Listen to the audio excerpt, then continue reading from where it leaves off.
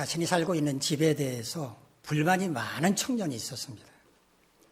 가난했던 그의 집은 좁고도 낡았습니다.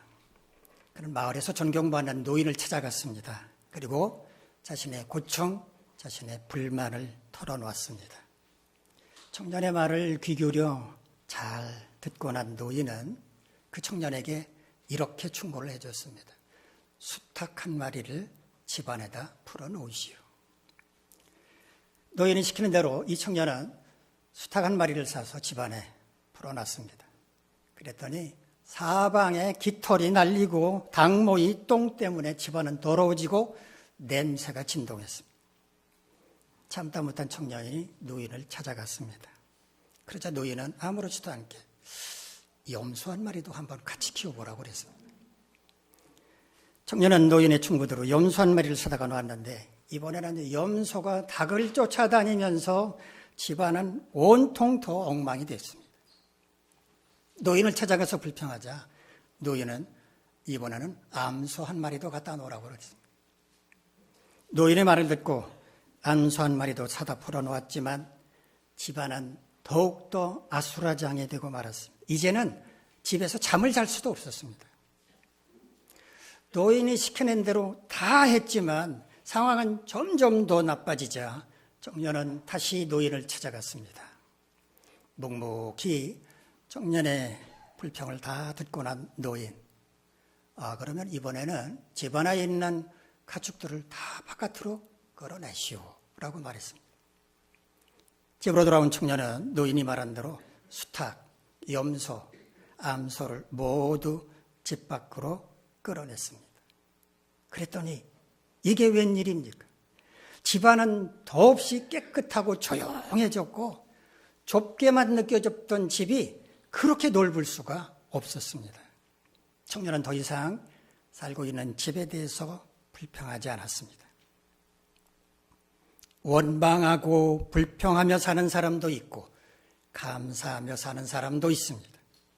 각각 세상을 바라보는 태도가 다르기 때문입니다. 세상을 바라보는 태도가 다르면 똑같은 상황을 보면서도 각각 다른 생각을 합니다. 수탉이 물을 마시는 모양을 세 사람이 지켜보고 있었습니다. 첫 번째 사람은 아이고 수탉이 저렇게 고개를 숙였다가 또 지켜 올리기를 반복하니 참 안 됐다. 얼마나 힘이 들까라고 생각을 했습니다. 이 사람은 인간의 존엄과 안녕과 복지를 최고의 가치로 여기는 인도주의자였습니다. 두 번째 사람은 수탉이 고개를 숙였다 올리기를 반복하지 않는다면 물 한 모금도 마시지 못할 거라고 생각을 했습니다. 이 사람은 현실을 있는 그대로 받아들이려는 현실주의자였습니다. 세 번째 사람은 수탉이 물 한 모금을 마실 때마다 하늘을 쳐다보며 하나님께 감사하는 것이라고 생각을 했습니다. 이 사람은 그리스도인이었습니다. 이 사람 똑같은 모습을 보면서도 사람들은 서로 다른 생각을 하고 어떤 사람은 원망하고 불평하며 어떤 사람은 감사합니다. 여러분은 어떤 사람입니까? 하나님은 과연 어떤 사람을 기뻐하실까요? 우리 함께 오늘 본문의 말씀을 연구하면서 이 질문에 대한 답 찾아보도록 하겠습니다. 하나님의 은혜로 애굽을 빠져나온 이스라엘 백성들은 홍해를 건너고 광야길을 계속 가다가 바란 광야라는 곳에 도착했습니다. 여기서 하나님은 각 지파, 12지파의 대표 한 사람씩을 뽑아서 가나안 땅에 정탐꾼을 보내라고 말씀하셨습니다.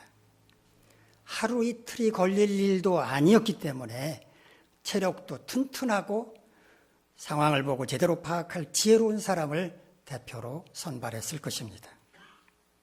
각 지파를 대표해서 선발된 12명의 정탐꾼들은 다른 사람들보다 먼저 앞서서 자기들이 가야 할 그 땅, 약속의 땅을 가본다라고 하는 부푼 꿈을 안고서 멀고도 긴 여행을 떠났습니다. 가나안 땅에는 그 당시에 원주민들이 살고 있었기 때문에 그들 눈에 띄지 않게 하기 위해서 산길을 이용해서 가도록 했습니다.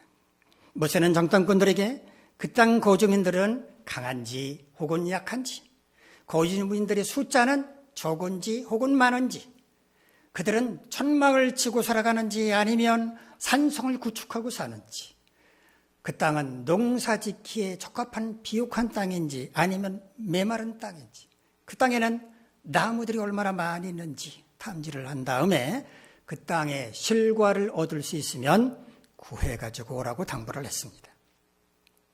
정탐꾼들은 바란 광야를 떠난 지 40일이 지나서 임무를 마치고 돌아왔습니다.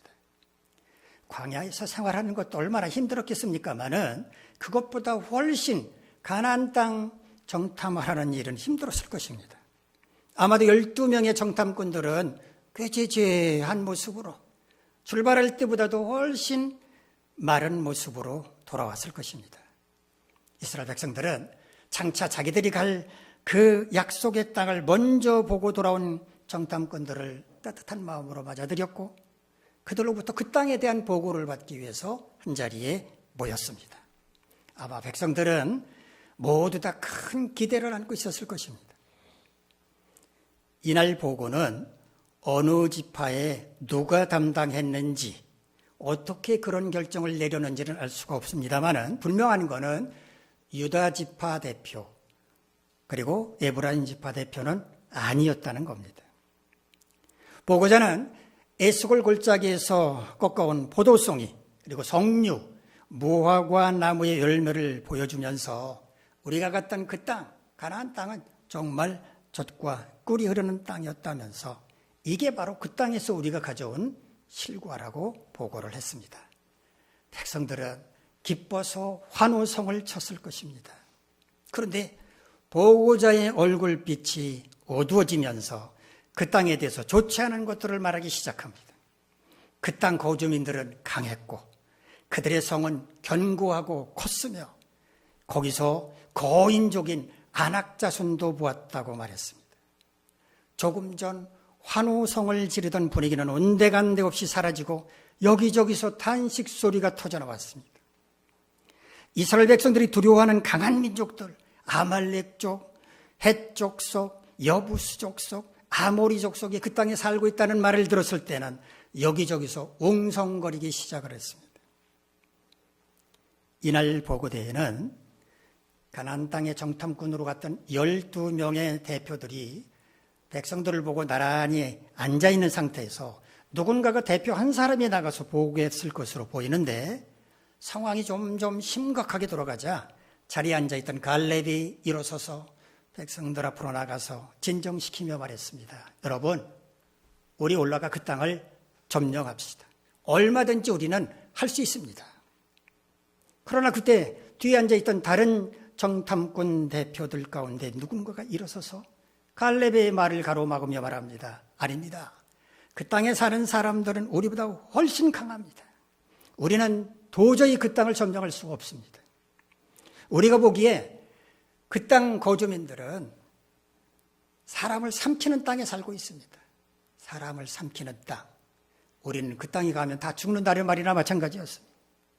그 땅에 사는 사람들은 얼마나 큰지, 얼마나 거인족인지 그 사람들에 비하면 우리는 메뚜기처럼 보일 겁니다.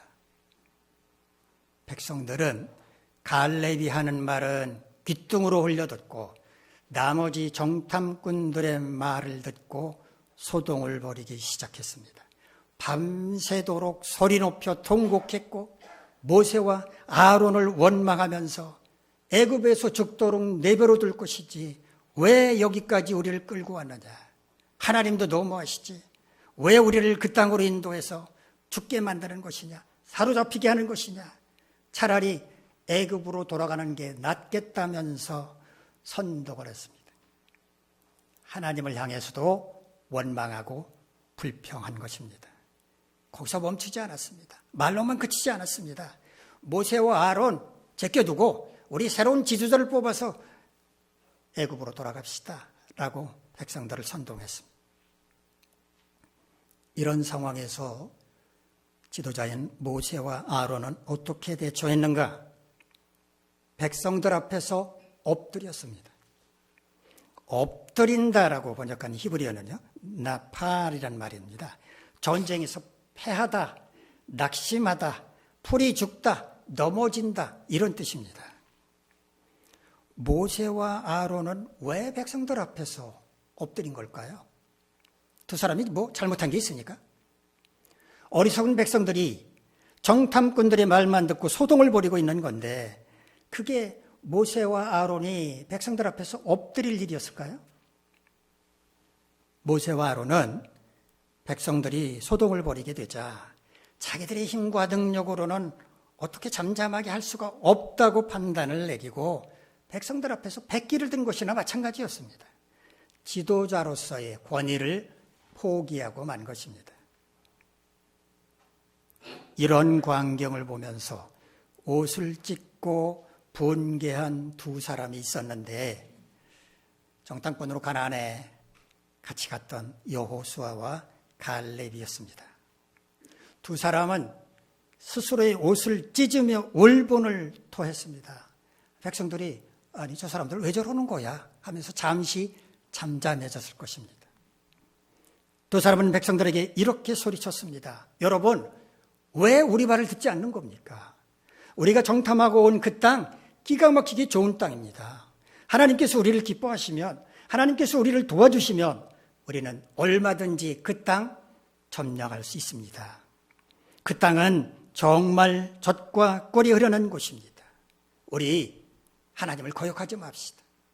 그 땅 백성들 두려워하지 맙시다. 그들은 이미 우리의 밥이나 마찬가지입니다. 하나님께서 우리 편이시니까 우리 두려워하지 맙시다.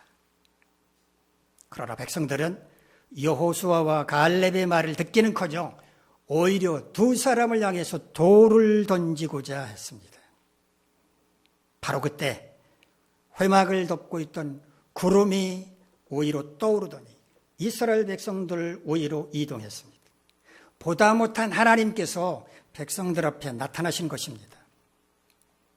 백성들이 행하는 것을 보고 진노하신 하나님은 내가 전염병으로 이 모든 백성들을 쓸어버리시겠다, 멸하시겠다라고 모세에게 말씀하셨지만 모세는 하나님을 설득합니다. 하나님, 그렇게 하면 이방 민족들이 뭐라고 말하겠습니까? 저들의 하나님이 저들을 광야로 이끌고 가더니 거기서 죽여버리네 라고 비웃지 않겠습니까? 그러니 제발 하나님 저 백성들을 용서해 주십시오. 하나님은 모세의 간청대로 백성들을 용서하기로 하셨지만 하나님을 온전히 따랐던 여호수아와 갈렙 말고는 하나님을 시험하고 멸시하고 말씀을 청종하지 않았던 모든 백성들은 가나안 땅에 들어가지 못할 것이라고 선언하셨습니다. 오늘 본문은 바로 이때 하나님께서 모세와 아론에게 하신 말씀입니다. 본문 27절을 보면 나를 원망하는 이 악한 회중에게 내가 어느 때까지 참아야 하겠느냐 라고 하나님은 말씀을 하십니다. 더 이상 참지 않겠다는 말씀입니다. 그들이 나를 향해 원망하는 말을 들었고 내 귀에 들린 대로 그들에게 행할 것이라고도 말씀하셨습니다. 하나님께서 백성들이 원망하는 소리를 들으시고 그들에게 행할 것이다. 뭘 행한다는 말씀일까요? 심판 말고 다른 게 있겠습니까? 하나님은 여호수아와 갈렙을 제외한 20세 이상으로서 계수된 자들, 하나님을 향해서 원망했던 모든 자들은 광야에서 엎드러질 것이라고 말씀하셨습니다. 광야에서 그냥 엎드러지기만 한다는 말이었을까요? 엎드러지면 다시 일어나면 되는데 그냥 엎드러지기만 한다는 말씀이었습니까? 가나안 땅에 들어가지 못하고 광야에서 죽을 것이라는 말씀이었습니다. 31절을 보면 유아들은 가나안 땅을 보게 될 것이라고 말씀을 하셨는데 유아라고 우리말로 번역한 히브리어는요 타프란 말입니다. 타프는 행군하기가 어려운 사람들을 의미합니다. 그러니까 20세 미만의 어린아이들, 노인들, 여인들을 가리키는 말이 바로 타프입니다. 하나님의 심판은 이것으로 끝나지 않았습니다. 그들은 앞으로 40년 동안 광야에서 방황하게 될 것이라고 말씀하셨습니다. 방황한다라고 번역한 히브리어는 라아흐인데 가축을 방목하다, 백성을 인도한다는 뜻입니다. 하나님을 원망한 그들을 광야에서 죽든 말든 팽개치겠다는 의미가 아니고 하나님이 그들을 인도해 가시긴 하는데, 먹을 것을 주고 그들을 인도하시긴 하는데 광야를 이리저리 헤매게 하신다는 의미였습니다. 빨리 광야 생활을 마치고 가나안 땅에 들어가야 하는데 범죄한 그들은 40년 동안 광야 생활을 해야 할 뿐만 아니라 20세 이상은 가나안 땅에도 들어가지 못한다는 말씀이었습니다. 그렇다면 왜 하필이면 40년인가? 그들이 가나안 땅을 정탐한 날수 40일의 하루를 1년으로 쳐서 40년 동안 방황하게 될 것이라고 말씀을 하셨습니다. 범죄한 하루가 365배의 벌로 다가온다는 것입니다. 34절 말씀을 보면 40년간 심판을 받고 나면 그제야 내가 싫어하면 어떻게 되는지 깨닫게 될 것이다 라고 말씀하십니다. 하나님이 그 백성들을 싫어하면 어떤 일이 일어나는지 그때서 알게 된다는 겁니다. 우리 말로 싫어한다라고 번역한 히브리어는요, 테노아흐란 말인데 불쾌한 것을 가리킵니다. 하나님께 원망하고 불평하는 이스라엘 백성들에 대해서 하나님이 불쾌하게 생각을 하셨다는 겁니다. 그래서 그들을 심판하셨다는 것입니다. 40년이 지나면 하나님께서 우리 때문에 불쾌하게 생각하셨구나, 그걸 깨닫게 될 것이라는 말씀입니다. 12명의 가나안 정탐꾼들은 자신이 속한 지파의 대표로서 가나안 땅을 탐지하고 난 다음에 바란 광야로 돌아왔습니다. 그 가운데 10명은 이스라엘 민족은 절대로 가나안 땅을 정복하지 못한다면서 부정적인 판단을 내렸고, 2명은 하나님께서 함께 하시면 얼마든지 가능하다는 판단을 내렸습니다. 정탐꾼들은 자신이 속한 지파를 대표해서 가나안 땅을 탐지를 했지만 그렇다고 해서 그들의 판단이 완벽한 것은 아니었습니다. 그들은 각자 개인적인 눈으로 상황을 보고 판단한 것뿐이었습니다. 누구의 판단이 옳은지 그거는 하나님께서 판단할 문제지 사람이 판단할 문제가 아니었습니다. 정탐꾼들의 보고를 받은 이스라엘 백성들은 어떤 것을 받아들일 것인지 취사 선택해야만 했는데 그들은 10명의 부정적인 보고를 받아들이고 2명의 긍정적인 보고는 거부했습니다. 그런 결정을 내리는 순간 그들은 모든 것들을 부정적으로 바라보기 시작했습니다. 도저히 가나안 땅을 정복할 수 없다고 말하니 지금 광야 생활하는 게 무슨 의미가 있는 것인지, 우리는 왜 애국에서 나왔는지 근본적인 회의에 사로잡히고 말았던 겁니다. 여호수아와 갈렙이 자신들의 옷을 찢으면서 하나님의 뜻은 우리가 가나안 땅을 정복하는 겁니다. 실망하지 말고 우리 가서 정복합시다 라고 외쳤지만 그들은 귀를 기울이지 않았습니다. 우리는 어떤 결정을 내릴 때 다수결의 원칙을 따릅니다. 그것이 민주적인 회의 절차라고 생각하기 때문입니다. 다수결의 원칙을 부정하는 것은 아닙니다. 그러나 다수결이 하나님의 뜻이 아닐 수도 있습니다. 가나안 땅을 탐지한 12명의 정탐꾼들 가운데 10명은 그 땅을 도저히 정복할 수 없다고 판단했고 2명은 그 땅을 얼마든지 정복할 수 있다고 판단했습니다. 백성들은 10명의 보고를 수용했습니다. 다수의 보고를 신뢰하고 받아들인 것입니다. 그렇다면 누구의 보고가 하나님의 뜻과 일치했습니까? 다수였던 10명의 보고였습니까? 아닙니다. 여호수아와 갈렙의 보고가 하나님의 뜻과 일치했습니다. 결국 이스라엘 백성들은 모세와 아론을 원망하고 심지어 하나님까지도 원망하다가 혹독한 심판을 자초했습니다. 그들을 향해서 심판을 내리신 하나님은 그들이 하나님을 불쾌하게 만들었기 때문에 하나님의 심판을 자초했다고 말씀하셨습니다. 우리는 하나님을 불쾌하게 만드는 삶을 살면 안 되고 하나님께서 기뻐하시는 삶을 살아야 마땅합니다. 그럴 때 심판이 아니라 복과 은혜를 누리며 살 수 있기 때문입니다. 그렇다면 우리는 어떻게 하나님께서 기뻐하는 삶을 살 수 있을 것인지 오늘 본문 말씀을 중심으로 몇 가지 생각해 보도록 하겠습니다. 첫째, 우리가 맞닥뜨린 상황을 하나님의 뜻으로 받아들일 수 있는 믿음과 용기가 필요합니다. 우리가 언제나 편하게 살아갈 수 있다면 얼마나 좋겠습니까? 그러나 고통스러운 순간들은 예고도 없이 우리 삶에 불쑥불쑥 찾아옵니다. 만일 우리가 고통스러운 상황과 맞닥뜨렸을 때 그것을 하나님의 뜻으로 받아들인다면 이 고통스러운 상황을 어떻게 극복해 나갈 것인지 궁리하게 될 것입니다. 하지만 내가 그동안 얼마나 성도답게 살려고 했었는데 하나님은 왜 하필 나에게 이런 어려움을 주셨을까라고 생각한다면 원망과 불평부터 하려고 될 것입니다. 그리고 하나님으로부터 점점 멀어지면서 죄를 범하게 될지도 모릅니다. 그러므로 우리는 맞닥뜨린 상황이 아무리 고통스럽다고 하더라도 하나님이 나에게 필요하다고 인정하셔서 허락하신 것이다. 이것이 하나님의 뜻이다 라고 받아들일 수 있어야 하는 겁니다. 로마서 8장 16절로 17절에서 바울은 이렇게 말합니다. 성령이 친히 우리의 영과 더불어 우리가 하나님의 자녀인 것을 증언하시나니 자녀이면 또한 상속자 곧 하나님의 상속자요 그리스도와 함께한 상속자니 우리가 그와 함께 영광을 받기 위하여 고난도 함께 받아야 할 것이니라. 하나님의 자녀라면 영광만 받아 누려야 할 것이라고 생각하기 쉽지만 그렇지 않다는 겁니다.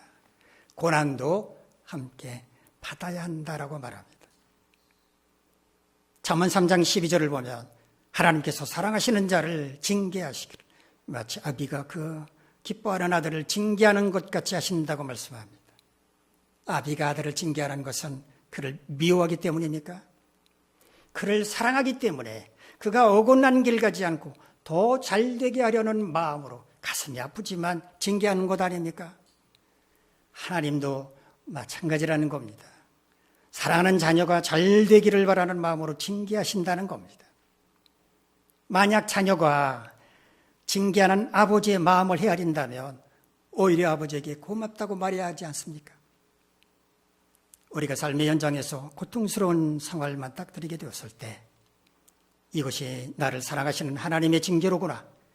이것을 통해서 나를 더 잘되게 하시려는구나 라고 생각을 한다면 원망하고 불평할 게 아니라 오히려 하나님께 감사하게 될 것입니다. 만일 우리가 이처럼 겸손하게 고통스러운 상황을 하나님의 뜻으로 받아들인다면 자신을 돌아보면서 반성할 기회도 얻게 되므로 우리는 더욱더 성숙하게 변할 수 있을 것입니다.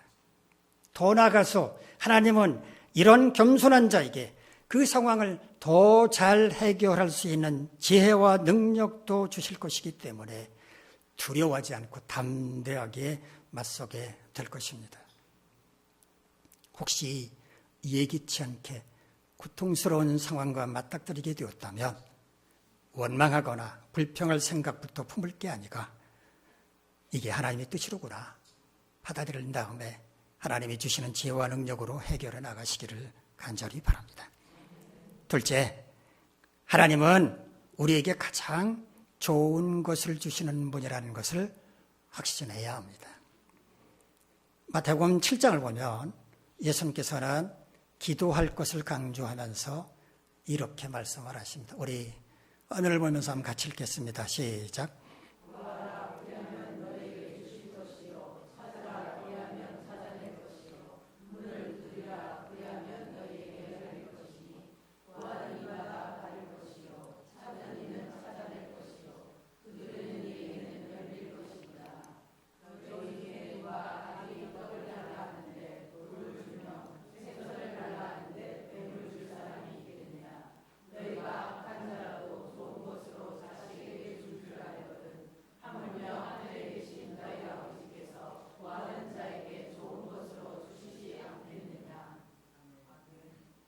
하나님은 구하는 자에게 주시는데 그냥 주시는 게 아니라 좋은 것을 주신다고 말씀을 하십니다.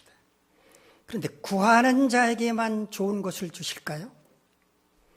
예수님은 이렇게 말씀을 하셨습니다. 무엇을 먹을까, 무엇을 마실까 구하지도 말고 근심하지도 말라라고 말씀을 하시면서 먹고 마시는 것은 세상 사람들이 구하는 것이며 하늘에 계신 너희 아버지께서는 이런 것들이 너희에게 있어야 할 것을 아신다라고 말씀을 하셨습니다. 하나님은 우리에게 뭐가 필요한지를 아신다는 겁니다. 알고만 계실까요? 그렇지 않습니다. 우리에게 필요한 것을 아시고 그것을 채워주시기까지 하십니다. 이사야 26장 3절을 보면 주께서 심지가 견고한 자를 평강하고 평강하도록 지키시리니 이는 그가 주를 신뢰함이니라 라는 말씀이 있습니다. 심지가 견고하다는 말을 히브리어 원문대로 번역을 하면요, 마음이 흔들리지 않도록 버팀목을 댄다는 뜻입니다. 우리 마음이 갈대처럼 흔들리지 않도록 버팀목으로 대서 단단하게 고정시킨다는 것입니다. 이처럼 하나님을 믿는 마음이 조금도 흔들리지 않은 사람은 하나님께서 평강하도록 지켜주신다는 말씀입니다. 여기 평강이라고 번역한 히브리어는요, 우리가 잘 아는 샬롬입니다. 샬롬이란 말에는 평강이란 뜻 외에도 완전함, 성공, 번영이라는 의미도 있습니다. 하나님을 전적으로 신뢰하는 자에게 하나님은 좋은 것을 주신다는 말씀입니다. 예레미야 29장 11절 말씀입니다. 여호와의 말씀이니라 너희를 향한 나의 생각을 내가 아나니 평안이요 재앙이 아니니라 너희에게 미래와 희망을 주는 것이니라. 하나님은 우리에게 평안과 희망을 주시기를 원하십니다. 두렵고 불안한 것은 하나님이 주시는 마음이 아닙니다. 아무리 정탐꾼들이 가나안 땅의 성읍들이 견고하고 그 땅에 사는 사람들이 강하다 이렇게 보고를 했더라도 하나님은 우리에게 좋은 것을 주시는 분이라고 하는 것을 믿었다면 그들이 두려움에 사로잡혀서 원망하고 불평하지 않았을 것입니다. 우리가 맞닥뜨린 상황이 아무리 어렵고 고통스럽다고 하더라도 우리는 절망하지 말아야 합니다. 어떤 상황에서도 하나님은 우리를 아름다운 길로 인도하실 것이며 우리에게 좋은 것을 주시는 분이심을 믿을 때 우리는 절망이 아니라 소망 가운데 살아갈 수 있습니다. 셋째, 우리가 만나는 장애물이 아무리 크다고 할지라도 그것을 다스리실 하나님은 그보다 더 위대하시고 전능하신 분이시라는 것을 믿어야 합니다. 장애물을 크게 보면 우리의 두려움은 커지고 우리의 자신감은 점점 줄어들게 됩니다. 두려움이 커지면 올바른 판단을 내리기 어렵고 장애물을 극복하려고 하기보다는 도망치려고 합니다. 그러나 하나님의 위대하심과 전능하심을 믿는다면 하나님은 점점 더 크게 보이고 장애물은 점점 더 작아 보일 것입니다. 우리 속에서는 장애물에 대한 두려움이 커지는 게 아니라 장애물을 극복할 수 있다는 자신감이 점점 커지게 되면서 우리는 담대하게 그것을 극복할 수 있게 될 것입니다. 사무엘상 17장에는 우리가 너무 잘 아는 다윗과 골리앗 이야기가 나옵니다. 이스라엘이 블레셋과 전쟁을 벌이게 됐는데 블레셋 진영에서 싸움을 도두는 자 골리앗이 등장했습니다. 히브리어 베나임을 싸움을 도두는 자라고 번역을 했는데 대표로 나가서 싸우는 장수, 장군을 가리키는 말이 바로 베나임입니다. 부대 맨 앞에 서서 그 모습, 그 목소리만으로 상대방을 제압하고 아군 병사들에게는 사기를 북돋아주는 그런 역할을 하는 게 이 베나임입니다. 그런데 골리앗은 얼마나 거구였는지 키가 6규빗 한 뼘이었다고 소개를 합니다. 한 규빗은 45cm고요. 한 뼘은 23cm입니다. 그러니까 골리앗은 키가 2m 93cm 거구였다는 말입니다. 다윗은 키가 컸다는 기록이 성경에 없습니다. 더구나 다윗은 이때 나이가 20살을 넘었을까 말까 한 애송이 풋내기에 불과했습니다. 하지만 다윗은 거구의 골리앗 앞에서 조금도 주눅들지 않았습니다. 손에 달랑 막대기와 물매만 들고 골리앗을 향해서 나갔습니다. 그런 다윗의 모습을 본 골리앗이 나를 개로 보나 이렇게 불쾌하게 여길 정도였습니다. 그만큼 다윗은 당차고 용감했습니다. 어떻게 다윗은 이토록 담대할 수 있었을까요? 다윗이 골리앗을 향해 외친 말을 들으면 이해할 수 있습니다. 너는 칼과 창과 단창으로 내게 나오거니와 나는 만군의 여호와의 이름 곧 내가 모욕하는 이스라엘 군대의 하나님의 이름으로 내게 나아가노라. 오늘 여호와께서 너를 내 손에 넘기시리니 내가 너를 쳐서 내 목을 베고 블레셋 군대의 시체를 오늘 공중의 새와 땅의 들짐승에게 주어 온 땅으로 이스라엘의 하나님이 계신 줄 알게 하겠고 또 여호와의 구원하심이 칼과 창에 있지 아니함을 이 무리에게 알게 하리라. 전쟁은 여호와께 속한 것인즉 그가 너희를 우리 손에 넘기시리라. 다윗은 거구의 골리앗을 크게 보지 않았습니다. 위대하고 전능하신 하나님을 크게 보았습니다. 하나님 앞에서 골리앗은 아무것도 아니라고 생각을 했습니다. 살면서 힘겨운 장애물을 만날 때 그것이 아무리 커 보인다고 할지라도 하나님은 그보다 더 위대하시고 전능하신 분이라는 것을 믿고 절대로 주눅들지 말고 담대하게 맞설 수 있기를 간절히 바랍니다. 똑같은 상황 앞에서도 어떤 사람은 원망하고 불평하는 삶을 살고 어떤 사람은 감사하며 찬송하는 삶을 사는데 하나님은 감사하며 찬송하는 사람을 기뻐하십니다. 그러면 우리는 어떻게 하나님께서 기뻐하시는 삶을 살 수 있습니까?